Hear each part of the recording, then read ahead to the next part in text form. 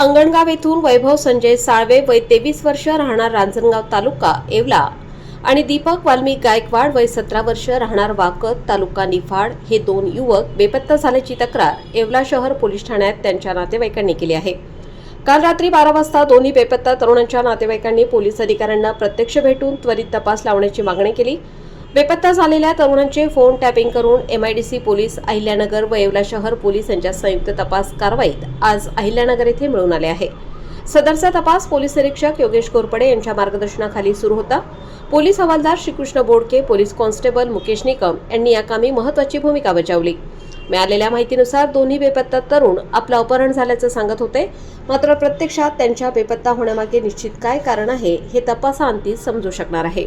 येवला तालुक्यामध्ये वैभव संजय साळवे आणि दीपक वाल्मिक गायकवाड हे जे युवक होते हे येवल्यातून अंगणगावमधून किंवा येवल्यातून गायब झालेले आणि मूकबधीर शाळा इथून गायब झाले आणि इथं आत्ता संध्याकाळी रात्रीचे 12 वाजले।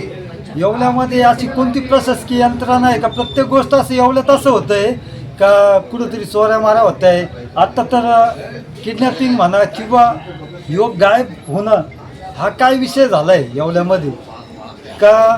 त्यांच्या परिवाराला तुम्हाला फोन आला होता ना, फोन आला का डोक्याला लागले आणि त्याच्यानंतर त्या मुलाचा फोन आला होता आणि त्याच्यानंतर आत्तापर्यंत काही त्याच्या संदर्भात तपास नाही। येवल्यामध्ये येवला तालुक्यात प्रशासकीय यंत्रणा किंवा पोलीस यंत्रणा काय करते तर याच्या संदर्भात आम्ही आता इथं आलो आहे। तर लवकरात लवकर पोलीस यंत्रणेने काहीतरी तपास करावा आणि आमच्या या मुलांचा तपास करावा एवढी विनंती करतो। अन्यथा उद्याच्याला आम्ही येवलामध्ये रास्ता रोको करणार आहोत।